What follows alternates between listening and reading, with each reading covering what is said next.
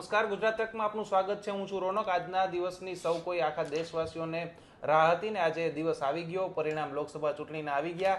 ભાજપ છે તે એનડીએ છે દેશભરમાં 300ની અંદર સમેટાઈ ગયું છે. એક્ઝિટ પોલ હતા તે 350 થી લઈને ઉપરની સીટો છે તે ભાજપને આપી રહ્યા હતા, પરંતુ આ વખતે આ એક્ઝિટ પોલ છે તે મહદ અંશે ખોટા પડ્યા છે ને એનડીએ છે 300ની અંદર સમેટાઈ ગયું છે. ગુજરાતની વાત કરીએ તો પણ ગુજરાતમાં પણ ભાજપની છે તે હેટ્રિક નથી લાગી. 25 સીટો પર 25 સીટો છે તે ભાજપ જીતું છે ને એક સીટ છે બનાસકાંઠાની તે ગેનીબેન ઠાકોર છે તે લઈ ગયા છે ને જ્યારથી ગેનીબેન ઠાકોર ઉમેદવાર બન્યા ત્યારથી આ ચર્ચા હતી કે બનાસકાંઠા સીટ ઉપર કાંટાની ટક્કર થશે ને એવું થયું ને ગેનીબેન ઠાકોર આખરે જીતી ગયા, રેખાબેન ચૌધરીને હરાવી દીધા. આપણી સાથે વરિષ્ઠ પત્રકાર જગદીશભાઈ મહેતા જોડાયેલ છે, જેમને આ ચૂંટણી દરમિયાન સૌથી વધુ સોશિયલ મીડિયામાં લોકોએ સાંભળવા પસંદ કર્યા છે. જગદીશભાઈ, સ્વાગત છે આપનું ગુજરાત તકમાં. ભાજપનું સપનું હતું હેટ્રિક મારવાનું ગુજરાતમાં, એ પૂરું ન થયું ને એકમાત્ર ગેનીબેન ઠાકોર છે તેણે આખા ગુજરાત ભાજપનું સપનું છે તે રોડી દીધું ને ક્યાંક ને ક્યાંક પીએમ મોદીનું પણ એમ હોય કે આપણે ગુજરાતમાં તો 26 બેઠક આવે, પરંતુ એકલા ગેનીબેન ઠાકોર છે તે આખા ભાજપને ભારે પડી ગયા. નરેન્દ્ર મોદીએ સંસદમાં એક વખત કીધું હતું એક અકેલા સબ પે ભારી. એ વાક્ય બહુ વિપક્ષને ટાંકીને કીધેલું કે એક અકેલા સબ પે ભારી. એમ ગેનીબેન જે છે એક મહિલા સબ પે ભારી હો ગયું. આખા ગુજરાતમાં 26 બેઠક મેળવવાનો CR પાટીલનો ઓવર કોન્ફિડન્સ જે હતો એમાં ઈ સોનાની થાળીમાં ગેનીબેને લોઢાની મેખ મારી દીધી. આ ગેનીબેન જે છે એ ઝુંઝારૂ નેતા છે, એટલે કે લડાયક નેતા છે. એનું લોક સંપર્ક જે છે અત્યંત ગહન છે. એણે મત માગવાની સાથે સાથે એમ કીધું હતું કે તમે મારું મામેરું ભરો. આ જે વાત જે છે ને એ તમને તમારે બાય હાર્ટ તમને સ્પર્શ કરે એવી વાતો છે. રેખાબેન ચૌધરી ભારતીય જનતા પાર્ટીએ ઉમેદવાર બનાવ્યા એટલે બન્યા. લોક સેવક હોવું અને ટિકિટ મેળવવી એ બે જુદી ઘટના છે. ધારો કે રેખાબેન જીતી બી ગયા હોત તો લોકો ગેનીબેન પાસે વધુ જાત કામ કરાવવા, રેખાબેન પાસે ઓછા, એવી સંભાવનાઓ પણ હતી. અને એટલે જ કદાચિત તમારી ચેનલ સહિતની જેટલી ચેનલમાં મેં આ વખતે ડિબેટ કરી છે એમાં મેં એક વાત અચૂક કીધેલી અને એ વાત અત્યારે સંપૂર્ણપણે પહેલેથી છેલ્લે સુધી સાચી સાબિત થઈ છે. એનું ઘમંડ નથી પણ એક ગૌરવપૂર્વક આપણે સ્વીકાર કરીએ. તમારી જાણ ખાતર અમારી ઓફિસનો આખો સ્ટાફ જાણે છે, મેં ફિગર આપેલો 297 297 જે અત્યારે ફિગર અત્યારે ઓલરેડી આવી રહ્યો છે. આનાથી આગળ નહીં જાય ને બાકીના કેટલાકને જો એ ઓછી ઉધારા કરે કે અપક્ષમાંથી કેટલાકને લઈ લઈએ, બાકી કેટલાકને જો સાંજ પડે ને હજી ક્યાંક બીજો ફેરફાર થાય તો પણ મેં એમ કીધું કે સરવાળો બધો જ ગણો ઉલટ સુલટનો. આ જે 19 જેટલા અપક્ષો છે એની બધાને બધું ભેગું કરો તો પણ જે એનડીએનો જે કુનબો આખો છે એ 360-65થી ક્યારેય વધવાનો નથી. હવે તો એટલે પહોંચવો બહુ અઘરો થઈ ગયો છે. 297 તો મેં ઇન્ડિવિજ્યુઅલી કીધેલું કે ભાઈ આનાથી આગળ નહીં વધે.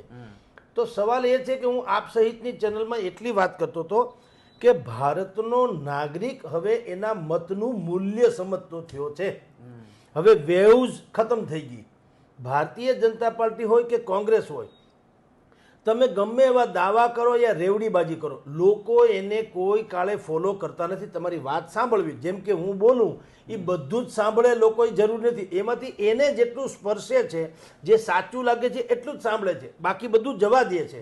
એવી રીતે તમામ રાજકીય પક્ષો જે કંઈ વાયદા વેપાર કરે છે લોકોને સાંભળવું તો, કારણ કે હવે બધાનું જીવન છે ને જાહેર જીવન થઈ ગયું છે. તમે પણ હવે ઇન્ડિવિજ્યુઅલ વ્યક્તિત્વ રહ્યા નથી. તમારે પણ હવે અનેક લોકો સાથે સંપર્ક રહ્યા હોય છે અને એટલા માટે થઈને લોકો હવે તમને સાંભળે, કોંગ્રેસને, ભાજપને બધાને સાંભળે, પણ એને એક નિશ્ચિત કરી રાખ્યું હોય છે કે મત કોને દેવો. રાજકોટ પણ એનું બહેતરીન ઉદાહરણ છે. સર, ગેનીબેનની ખાસ વાત કરીએ. ગેનીબેનની જીતના એવા કયા કયા પરિબળો રહ્યા કે જે મોદી સાહેબને, જે આપણે જે વાત કરવામાં કે 26 બેઠક ગુજરાત એટલે આપે છે કે લોકો સ્થાનિક ઉમેદવારને નથી જીતા પણ વડાપ્રધાન નરેન્દ્ર મોદીને ફરીથી વડાપ્રધાન બનવા માટે લોકસભાની ચૂંટણીમાં મતદાન કરતા હોય છે. પરંતુ બનાસકાંઠામાં ગેનીબેને એવું શું કર્યું કે લોકોએ આ બાબતને અવગણીને ગેનીબેનને જોઈને મત આપે? જુઓ, ગેનીબેન જે છે એને જે લોક પ્રતિનિધિત્વ જેને કહેવાય એની તમામ જે પદ્ધતિ છે એને અપનાવી છે. એણે દારૂના હાટલા ઉપર જનતા રેડ કરી છે. લોકોના પ્રશ્નો એ મામલતદાર કચેરી હોય કે બીજી કોઈ કચેરી હોય ત્યાં બધી જ જગ્યાએ એ ગયા છે અને એટલું જ નહીં, લોકોના પ્રશ્ને એ લડાયક રીતે એણે ભાગ લીધો છે. એ પેરેશૂટમાંથી આવેલા નથી, એ ધરતી સાથે જોડાયેલા છે. તમામ નાગરિકો જે એના છે, મતદારો જેને કહો છો, એની સાથે એનો બાય હાર્ટ એવો એનો સંપર્ક ને સંબંધ છે. એટલે ગેનીબેનને તમે પેરેશૂટ વાળું ન કહી શકો કે કોઈની લાગણીથી કે નહીં. પક્ષને ગેનીબેનથી ફાયદો છે, ગેનીબેનને પક્ષથી ફાયદો નથી. ઇન્ડિવિજ્યુઅલ કેપેસિટીમાં એ મહિલા જે છે એને પોતાનું અસ્તિત્વ ઊભું કર્યું છે. અને ભારતીય જનતા પાર્ટી ઓવર કોન્ફિડન્સમાં, એને એમ હતું કે કમળનું જ નિશાન ઉપર પછી અમે ગમે એને ટિકિટ આપીએ જીતી જશે. તો લોકો, મેં આપણે વાત ત્યાં જ વાત હતી કે લોકોએ હવે લોકમાનસ જે છે અત્યંત પરિપક્વ થઈ ચૂક્યું છે. એને પોતાના મતના મૂલ્યની ખબર છે. એને ખબર છે કે રેખાબેન ચૌધરી, માની લો કે આપણે એને મત આપીએ, સરકાર ભલે ભારતીય જનતા પાર્ટીની કેન્દ્રમાં બનવાની, પણ રેખાબેન ચૌધરી કરતાં આપણે ગમે ત્યારે પણ કામ હશે તો ગેનીબેન જે આપણો હોકારો ઝીલશે એવું રેખાબેન નહીં ઝીલે. ગેનીબેન જે ગ્રાસરૂટ લેવલના કાર્યકર છે, ગેનીબેન ગ્રામીણ પદ્ધતિની જાણકાર છે, ગેનીબેનને સ્થાનિક મહિલાઓના શું પ્રશ્નો છે એણે ફેસ પણ કરેલા છે. ગેનીબેન કોઈ અવતારી જેને કહી શકાય એવું નથી કે ઉદ્યોગપતિમાંથી ઘરાનામાંથી નથી આવતા. એ એકેડેમિકલી નેતા નથી, એ કાયદેસર ધરાતલ નેતા છે, લોકસંપર્ક જળાવનારા. એટલે ગેનીબેનનો વિજય જે છે શરૂઆતથી જેમ માનવામાં આવતું હતું કે ગેનીબેન જે છે એનું પરડું બહુ ભારે છે. અને ભારતીય જનતા પાર્ટીએ અનેક પ્રકારના પ્રયાસો ત્યાં કર્યા, તેમ છતાં ગેનીબેનનો વિકલ્પ એવો શોધી શક્યા નહીં. અત્યારે આપણે જાણીએ છીએ 28,000 મતથી ગેનીબેને જીતા. એટલું જ નહીં, ભારતીય જનતા પાર્ટીનું જે સ્વપ્ન હતું કે ફરીથી અમે હેટ્રિક કરીએ, કે 26માંથી 26 બેઠક, એમાં ગેનીબેને જે છે કાયદેસરનું એક કાણું ડેમ આખો જો તોડવો હોય ને તો આખો ડેમમાં કંઈ બધું કંઈ તોડવાની જરૂર નથી. એક તીંદોડું પાડી દો, એટલે કે ખાનું પાડી દો, પછી તો પાણીના પ્રવાહથી ડેમ સ્વયં એ તીંદોડું મોટું થાય ને ડેમ તૂટી જાય.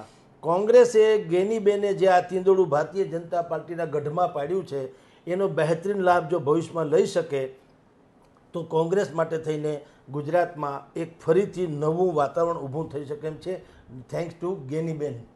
સાહેબ, એમને જે ઇમોશનલ કાર્ડ રહીમાં, જેણે એમ કીધું કે મામેરું મારે જોઈ છે, પછી જે ફંડ લોકો પાસેથી ઉઘરાવીને તેઓ ચૂંટણી લડ્યા, એટલે એમ લોકોમાં તેઓ વધુ વિશ્વાસપાત્ર બન્યા કે આ તો આપણા માણસ જ છે, આપણા જેવા જ માણસ છે. ને સૌથી વધુ લોકો સાથે એ કનેક્ટ રેખાબેન કરતાં વધારે કરી ગયા, કારણ કે રેખાબેનને ભારતીય જનતા પાર્ટીએ પહેલા જ ઓવર કોન્ફિડન્સમાં જાહેર કરી દીધા ઉમેદવાર કે આ તો આપણે નરેન્દ્ર મોદીના નામે ભાજપના નામે જીતી જશે. પરંતુ ગેનીબેન છે ક્યાંક ઇમોશનલ કાર્ડ રમવામાં સફળ થયા હોય એવું લાગે છે. ના ભાઈ, એમાં એવું છે, ઇમોશનલ કાર્ડ એને કાર્ડ નથી રમ્યું, એની ઓરિજિનાલિટી હતી એ એને વ્યક્ત કરીને લોકોએ સ્વીકારી લીધી. એવું તો ઇમોશનલ કાર્ડ અહીંયા રાજકોટમાં પરેશ ધાનાણી લડ્યા, તેણે જવતલિયો ભાઈ કીધેલું ક્ષત્રિયાણી બહેન દીકરીઓ માટે કે તમારો જવતલિયો ભાઈ અહીંયા આવી ગયો છે, તમારે જોહર કરવાની જરૂર નથી. એ ન ચાલ્યું, એને ઇમોશનલ કાર્ડ કહેવાય. કારણ કે ધાનાણી જે આવ્યા હતા કોંગ્રેસ માટે લડવા, પણ શું કામ, પરસોત્તમ રૂપાલાની જીભા જોડી થઈ ગઈ છે ક્ષત્રિય સમાજ વિશેની, તો હાલો આપણે મત લઈ લઈએ, એ સેન્સમાં આવ્યા હતા. એટલે કહું છું કે કાર્ડ ખેલવું અને તમે રિયલ સેન્સમાં ઇમોશનલી જોડાયેલા, લોક સંપર્કની સાથે જોડાયેલા હોય, એ બંને વચ્ચે તફાવત છે. આ ગેનીબેન જેણે એટલા વર્ષ ત્યાં કામ કર્યું ધારાસભ્ય તરીકે, પણ અત્યારે સંસદ સભ્યની ચૂંટણી લડી રહ્યા હતા. તમે વિચાર કરો, પાર્ટીએ કીધું એટલે લડવા ઊભા થઈ ગયા. માની લો કે હારી ગયા હોત તો બધું જાત, તેમ છતાં એણે એક તો પહેલાં એ પરવા ન કરી. બીજું કે એની જે ટોટલી વાત છે કે મારું તમે મામેરું ભરો, એ કહેવાનો હક પણ એને જ હોય છે કે જેની સાથે સંબંધ, જેને કહેવાય ને ગાઢ સંબંધ, પારિવારિક સંબંધ જે મતદારો સાથે ધરાવતો હોય એ જ લોકો આવી વાત કરી શકે. બાકી તમે ઉટપટાંગ વાત કરો, જેમ પરેશ ધાનાણીએ કીધું એમ, તો એ ચાલ્યું નહીં. જવતલિયો ભાવ તમે રાતોરાત ચાર્જ લઈ લો જવતલિયા ભાઈનો, એવું ન હોય. એ તો મીંઢોળ બંધો હોય ને કાં કાયદેસર રક્ષાબંધન વાળો ભાઈ હોય તો હોય. પણ અહીંયા ગેનીબેને કીધું કે તમે મારું મામેરું ભરો, એટલે લોકોએ એને નોટ અને વોટ બંને આપ્યા. જે પૈસા આપે એ સ્વાભાવિક જ એને મત આપવાના. તો એટલી આ કળીકાળમાં અત્યારે જ્યારે તમે હું માનીએ છીએ કે પોલિટિક્સ જે છે એ એક આખું પ્રોફેશનલ થઈ ગયું છે, કોર્પોરેટ કલ્ચર જેવું છે, એ સંજોગોમાં ને એવા વર્તમાનમાં ગેનીબેન જેવા એક ઝુંઝારૂ મહિલાને લોકો પૈસા પણ આપે લડવા માટે થઈને ચૂંટણી, તો ઓબ્વિયસલી એને મત પણ આપવાના. એટલે એનો લોક સંપર્ક, જીવંત લોક સંપર્ક દર્શાવે છે. અને આના ઉપરથી આખી કોંગ્રેસે પણ એક આના ઉપરથી ધડો લેવાનો રહ્યો કે તમારે જીતવું હોય તો હવે ભાજપની અવગુણ ગાવાથી જીતી નહીં શકાય. ગેનીબેને ભારતીય જનતા પાર્ટીના અવગુણ જ કેવળ ગાયા એવું નથી, એ પોતે જનતા રેડ કરીને, મેં કીધું જ્યારે જ્યારે પ્રજાને જે બાબતે જરૂર પડી ગેનીબેન મેદાનમાં ખાબકાતા અને એણે સરકાર સામે બેસુમાર રીતે ધણધણાટી બોલાવી આક્ષેપોથી માંડીને લડત સુધીની, તો તમારે ટૂંકમાં જનસંપર્ક જાળવી રાખવો પડે અને પ્રજાના પ્રશ્ને સતત ને સતત પ્રજાની વચ્ચે રહેવું પડે. જેને ટેબલ પોલિટિક્સ કહેવાય કે પેલેસ પોલિટિક્સ કહેવાય કે ઓફિસમાં બેસીને તમે પ્રેસ નોટ મોકલાવી દો, એવા કોઈ કામથી હવે પ્રજા કોઈ કાળે ઇમ્પ્રેસ થતી નથી. તમને સતત ને સતત તમારી સાથે લોકો જોતા હોય, તમારા કામ માટે ઝઝૂમતા જોતા હોય, એમ લાગે કે અડધી રાતનો હોકારો છે. પુરુષ હોય તો, બહેન હોય તો પણ પહેલો સગો પાડોશી. તો એ સેન્સમાં ગેનીબેનનું કામ છે, જેણે અત્યારે ભારતીય જનતા પાર્ટીને આખો કુંબો જે છે એ 25ની જે જીત છે એ 1ની હાર જે છે એ ભારે પડી 25ની જીત ઉપર. અત્યારે સી.આર. પાટીલે પ્રેસ કોન્ફરન્સ, સી.આર. પાટીલ અને ચીફ મિનિસ્ટર ભૂપેન્દ્રભાઈએ પ્રેસ કોન્ફરન્સ કરીને કીધું કે અમે 25 જીતી ગયા, અમારી કંઈક ત્રુટિ રહી ગઈ હશે કે અમે બનાસકાંઠાની પ્રજાને ન પટાવી શક્યા કે સમજાવી શક્યા. પરંતુ એણે એમ કીધું કે જે રાજકોટમાં કરુણાંતિકા બની એટલે અમે એના શોકમાં અમે આ 25 બેઠક જીતી, તેમ છતાં કોઈ ધજાકા પતાકા કે ઢોલ ઢબાકા લઈને સરઘસ કાઢવાના નથી. પણ હું આની પહેલાંની અનેક ચેનલોમાં બોલી ચૂક્યો છું કે અમથાઈ કાઢી શકે એમ નહોતા. નોચ કરવાનું હોય, નોચ કરવાનું હોય, એની જાહેરાતે ન હોવી જોઈએ, એ સમજી શકાય એવી વાત છે.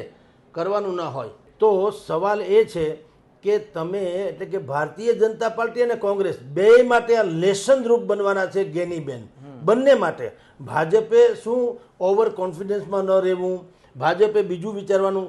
હાઈકમાન્ડ કે છે એને કમળ બ્રાન્ડ આપી એટલે જીતી જાય, સોરી, એ પણ બનવાનું નથી. જ્યાં સુધી તમારા તળિયા ઘસાઈ ન જાય, તમે શિખર ઉપર પહોંચવું હોય તો તળેટીની અવગણના કરવાનું ટાળો, તો જ તમારો મેળ પડે એમ છે. એવું ભારતીય જનતા પાર્ટી પણ સમજવું પડશે અને કોંગ્રેસે તો ખાસ કે તમારું જ્યારે કોઈ પણ પ્રકારનું ધરતી સાથેનું કોઈ ગોઠવણ ન હોય તો પાણી અને તેલ તમે ગમે એટલું મિક્સ કરો એ અલગ જ તરી આવે, આંગળીથી નખ વેગળા એ વેગળા. તો હવે એવું પોલિટિક્સ ચાલશે નહીં. તમારે એ જ પોલિટિક્સ ચાલી શકશે કે જેમાં તમે સીધા લોકો સાથે સંકળાયેલા હોય, લોકો તમને એમાં પોતીકો સહિયારો માગે ને માનતા હોય. ગેનીબેન એનું ઉદાહરણ છે. અને ભારતીય જનતા પાર્ટી, મેં આની અગાઉની તમામ ચેનલ્સમાં વાત કરેલી કે દેશના ઇતિહાસનો કદાચિત પ્રથમ એવો પક્ષ બનવા જઈ રહ્યો છે ભારતીય જનતા પાર્ટી, જેને જીતા પછી સમીક્ષા કરવી પડે એમ છે અને જીતા પછી આત્મમંથન કરવું પડે એમ છે અને જીતા પછી દુનિયાભરના ફેરફાર કરવા પડે એમ છે. એના સંગઠનથી માંડી ને એની ગુજરાતની સરકાર સુધી. ઇન્ડિયા ગઠબંધનને હાર પછી પણ એને સેલિબ્રેશન. બિલકુલ આ બે વિપરીત પરિસ્થિતિમાં અત્યારે વાત આપણી સમક્ષ આવી રહી છે કે સૌથી પહેલી વાત તો એ છે કે આને જે જીતા છે એનો એને આનંદ નથી. સામે પક્ષે ભારતીય એનડીએ એલાયન્સ જે છે એ આમ જુઓ તો હાર્યા છે, પરંતુ એનું જે ઇમ્પ્રુવમેન્ટ થયું છે, હવે રાહુલ ગાંધીને પણ ગંભીરતાથી લેવા પડશે અને આખો કુંભો જો એક થઈ જાય તો હજી સરકાર કોની બને એ નિશ્ચિત નથી. કારણ કે રાષ્ટ્રપતિને હવે કહેશે કે સૌથી વધુ સીટ હોય એને, સૌથી મોટો પક્ષ હોય એને સરકાર માટે આમંત્રિત કરવો પડે. તો અત્યારે જે એનડીએ એલાયન્સ એટલે કે નરેન્દ્ર મોદીની સરકાર પાસે 293-97 જે બેઠક રાત સુધીમાં ફાઇનલ થાય તે, તો ઓલા લોકો એટલે કે ઇન્ડિયા એલાયન્સ પાસે પણ સાવ એવી વાત નથી, 232-35માં તો રમે છે. હજી 16 કે 19 જેટલા તો અપક્ષો છે અને બાકીના જે છે ચંદ્રાબાબુ નાયડુ કયો કે બિહારના નીતિશબાબુ કયો, આ બધા બંનેને ખબર છે, બંને અત્યારે કિંગ મેકર છે. અત્યારે ભારતીય જનતા પાર્ટીએ એની સાથે મિટિંગના દોર ચાલુ કરી દીધા છે અને એને પક્ષ પલટો કરવો એ સામાન્ય વાત છે. અને એ એટલા માટે કરી પણ શકે કારણ કે નીતિશ બાબુ સમજે છે, ચંદ્રાબાબુ સમજે છે કે મોદીની અંડરમાં કામ કરવું એટલે તમારે આમ જુઓ તો યસમેનની જેમ તમારે બોલે સો નિહાલ સત શ્રી અકાલ, એમાં તમારું કશું હાલે નહીં. અને અત્યારે આ બંને, કારણ કે બંને નેતાઓ અત્યંત મહત્વકાંક્ષી છે, એને એમ નીતિશ બાબુ તો પોતાની જાતને પીએમ નો ચહેરો માનતા જ હતા કે હું પીએમ મટીરિયલ છું. એણે એટલે કે જેડીયુએ આવી વાત અનેક વખત કરી છે. આજની રાત હિન્દુસ્તાનના ઇતિહાસના રાજકારણના કહી શકાય એવી સૌથી થ્રિલર નાઇટ આજ સાબિત થવાની અને એમાં જે કાંઈ ચોખ્ઠાબાજી ખેલાય, જેનો ખેલ પડશે એ એમાં જીતશે. જો સરકાર બનશે નરેન્દ્ર મોદીની, અત્યારે તો જે કે સીધી રીતે તો એની પાસે છે જ એટલો, આપણો 272 પાર કરી ગયા છે ઓબ્વિયસલી, 293-95 ને આળેગાળે રમે છે, પરંતુ એ બધી 19-20 છે કારણ કે એમાં ચંદ્રાબાબુ નાયડુ અને બિહારના નીતિશબાબુના સંખ્યા પણ આવી જાય છે. એ બેનું નક્કી નથી શું કરી શકે. અત્યાર સુધી જે અનેક વિધાનસભા ચૂંટણીમાં જે થયું એવું હવે ભાજપ પોતાની સાથે થવાની પૂરેપૂરી શક્યતા રહેલી છે કે ભાજપે જે કર્યું છે અત્યાર સુધી છેલ્લી અમુક કેટલીક વિધાનસભા ચૂંટણીમાં અનેક રાજ્યોમાં, હવે એવું ભાજપ સાથે પણ થાય તો કોઈ નવાઈ નહીં. જુઓ અત્યારે આખા વિપક્ષને સૌથી વધુ જો ખોફ અગર કોઈનો હોય તો એ નરેન્દ્ર મોદીનો છે. અને આ લોકો પ્રાણાંતે આજે જે આ તો મોઢામાં અત્યારે કોળિયો અહીંયા આવેલો છે, જો હવે એ કોળિયો ગુમાવી દેશે તો એનાથી વધારે ખતરનાક પરિસ્થિતિ બીજી કોઈ નહીં હોય. એટલા માટે થઈને એ લોકો આજની રાતમાં ગમે તે પરિસ્થિતિમાં સમાધાન કરવા માટે થઈને એગ્રી થશે ચંદ્રબાબુ નાયડુ સાથે પણ અને નીતિશબાબુ સાથે પણ. તમને ખબર છે આરજેડી એટલે કે લાલુ પ્રસાદ યાદવના દીકરા ભાઈ જે છે તેજસ્વી પ્રસાદ, એણે કીધું જ હતું કે પરિણામ પછી નીતિશબાબુ ગમે તે નિર્ણય લઈ શકે એવું એણે બુદ્ધિપૂર્વકનું સૂચક વિધાન કર્યું હતું. ગમે તે એટલે પલટી મારી શકે એમ કે અત્યારે ભલે એનડીએનો હિસ્સો છે, સંભવ છે કે એ ઇન્ડિયા એલાયન્સનો હિસ્સો પણ બની શકે. તો એ બધી સંભાવના જોતાં આજની રાત હિન્દુસ્તાનની સૌથી ખતરનાકમાં ખતરનાક રાત સાબિત થવાની. અને જો વિપક્ષ બાય હુક એન્ડ કુક એમાં પછી ગમે તે સમાધાન કરવું પડે. ધારો કે કદાચ નીતિશ એમ કહી શકે નીતિશ બાબુ કે મને તમે પીએમનો ચહેરો બનાવો તો હું આવું, તો પણ એક વખત આ લોકોએ લડી લેવું જોઈએ. જો એને બચવું હોય તો ભવિષ્યમાં બચવું ઇન ધ સેન્સ પોલિટિકલી, રાજકીય રીતે એનું અસ્તિત્વ જો જાળવી રાખવું હોય વિપક્ષોએ, તો અત્યારે ચંદ્રબાબુ નાયડુથી માંડીને નીતિશબાબુ સુધી એને જે કે તે તમારે કુકડે હવાર એમ કહેવું પડે. એમાં આવો મોકો ન ભૂતો ન ભવિષ્યથી. નહીતર આ મેં કીધું એમ કે ઓઠે આવેલો કોળિયો તમારે જો તમે જતો કરશો તો એક વસ્તુ કહું, ઘાયલ શેર હોય ને એ સૌથી વધુ ખતરનાક હોય. ઘાયલ સિંહ, આ નરેન્દ્ર મોદીની હાલત અત્યારે ઘાયલ સિંહ જેવી છે. જો એ 300 ને પાર કે 350 ને 400 ને એવું બધું હોત તો ખેર એને જે કરવું તે કરત. અત્યારે તો હવે એના માટે થઈને પરિસ્થિતિ અસ્તિત્વની થઈ ગઈ છે. અને નરેન્દ્ર મોદી એ મટીરિયલ છે કે એ વિપક્ષનો નેતા તરીકે ક્યારેય જન્મમાં જ નથી એમ કે તો ચાલે. અને બીજું ધારો કે વિપક્ષમાં રહે તો આ તમે માનો છો કે આ મોરચો જે છે એને જીવવા દે હકે, એટલે એને બાકીનો સમય તો જેલમાં જ ગાળવો પડે ગમે તેમ રીતે પણ. એટલે આ બંને પક્ષે અસ્તિત્વનો પ્રશ્ન છે. અને આ બધાનું ગુજરાતી એ છે, ગુજરાતથી માંડીને દેશ સુધીનું, કે હિન્દુસ્તાનની પ્રજા પોતાના મતનું મૂલ્ય સમજી ચૂકી છે. હવે કોઈના વેવ્સમાં આવતી નથી, પોતાનો મત બુદ્ધિપૂર્વક બેધડક રજૂ કરી શકે છે. 2024ની ચૂંટણી અત્યંત બેમિસાલ ચૂંટણી આ બાબતમાં સાબિત થઈ શકી છે. અને હવે પરફોર્મન્સ જ પૈમાનો બની રહેશે. કોઈ નેતા તમને સમણા બતાવી શકશે અને લોકો તમારીમાં આવી જાય એ વાતના કોઈ દાળિયા, એ વાતના દાળિયા આવશે એ વાતમાં કોઈ માલ નથી. કે નરેન્દ્ર મોદી જેવા જેણે 10 વર્ષ સુધી શાસન કરીને બેસ્ટ ઓફ ધી બેસ્ટ કામ કરી બતાવ્યું હકીકત છે, પરંતુ એકને એક ઘીસીપીટી કેસેટ તમે વગાડ્યા કરો, કામ માટે જ તમને રાખ્યા છે એટલે તમે એને ઉપકાર નથી કરતા. બીજું જે લોકોના પ્રાથમિક પ્રશ્નો છે, મૂળ જે રોજે રોજ નડે છે, કારણ કે તમે એક એરપોર્ટ બનાવી શકો, તમે બીજું એમ્સ લાવી શકો, તમે ઇન્ફ્રાસ્ટ્રક્ચરનું બીજું વ્યવસ્થા કરી શકો, તમે વિશ્વનું સૌથી મોટું પૂતળું ઊભું કરી શકો છો, વિશ્વનો સૌથી ઊંચો રેલવે પુલ બનાવી શકો છો કાશ્મીરમાં. પણ મારા ઘરે જે ચૂલો સળગે છે એ સળગતો રહે, મને મોંઘવારી ન નડે, મને હેલ્થના પ્રોબ્લેમ હોય તો એની સરળ ને સારી સુવિધા મળે, મને આર્થિક રીતે મુશ્કેલી ન થવી જોઈએ, મારું શિક્ષણ જે છે એ જળવાઈ રહેવું જોઈએ, એના ફીઝ વગેરે જે લોકો મને શૈક્ષણિક માફિયાઓ લૂંટી રહ્યા છે એમાં કંઈક રાહત થવી જોઈએ. અને તમે જો બધી ઇકોનોમિકની વાત કરતા હોય કે વિશ્વની ત્રીજા ક્રમની સૌથી મોટી ઇકોનોમી બનવાની અમે વાત કરીએ છીએ, તો એનો અહેસાસ પ્રજાને તો થવો જોઈએ. હું અનેક વખત કહી ચૂક્યો છું કે જન્માષ્ટમીની ઉજવણીનો ક્યારેય ભગવાન કૃષ્ણએ GR બહાર પાડ્યો નથી. આખું દુનિયા મંડે ઉજવવા મટકી બટકી ટાંગીને. શું કામ? એને એવો અહેસાસ છે કે કાંઈક એવું સારું થવા જઈ રહ્યું છે જેનાથી આપણું મન પુલકિત થાય છે. તો 10 વર્ષમાં તમે જો શ્રેષ્ઠ શાસન આપ્યું હોય તો સ્વાભાવિક જ છે પ્રજા તમને ખોબલે ખોબલે મત આપે. અત્યારે તમે જુઓ, વીણી ચૂણીને ચૂથીને મત આપ્યા છે બુદ્ધિપૂર્વક. એનો અર્થ એમ છે કે તમે હજી લોકોને જે અપેક્ષા છે એમાં તમે ઉણા ઉતરે. તમે એટલે નરેન્દ્ર મોદીની સરકાર. ગુજરાત અને મધ્યપ્રદેશમાં જો ફટકો પડ્યો હોત તો શું હાલત થઈ હોત? અત્યારે જે પરિસ્થિતિનું નિર્માણ થયું ઉત્તર પ્રદેશમાં પણ ફટકો તો પડ્યો છે. હિન્દી બેલ્ટના તમામ રાજ્યોમાં એને ફટકો પડ્યો છે.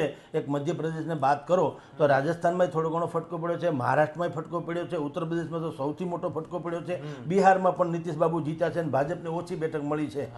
હવે આ જે ફટકા જે પડ્યા છે એ પણ એ વાતને સૂચવે છે કે તમારું કંઈક એવા પ્રોબ્લેમ છે કે તમે લોકો સુધી પહોંચી શક્યા નથી અને એટલે જ તમને આ ફટકા પડ્યા છે. તમે જે મોટી મોટી બધી વાતો કરો છો લોકોના દિલમાં તો તમે રામ મંદિર જેવું રામ મંદિર બનાવ્યું છે, પરંતુ આ તમે અચરજ કહો તો અચરજ, આ સદીની અચરજ કે જેણે 500 વર્ષની એક ઐતિહાસિક જે પ્રશ્ન હતો એ હલ કર્યો અને પ્રભુ શ્રી રામનું જન્મ આખું મંદિર બનાવ્યું, ત્યાં પ્રાણ પ્રતિષ્ઠા કરી, તેમ છતાં અયોધ્યા જેવો અયોધ્યાની બેઠક પણ આ લોકો હારી ગયા. બોલો. અને ત્યાં ફૈઝાબાદ જેનું જૂનું નામ હતું તો અયોધ્યાની બેઠક ભારતીય જનતા પાર્ટીનો ઉમેદવાર હારી ગયો. તો વિચાર કરો લોકોને શું છે કે એ તમારી ઉપલબ્ધિ બરાબર છે.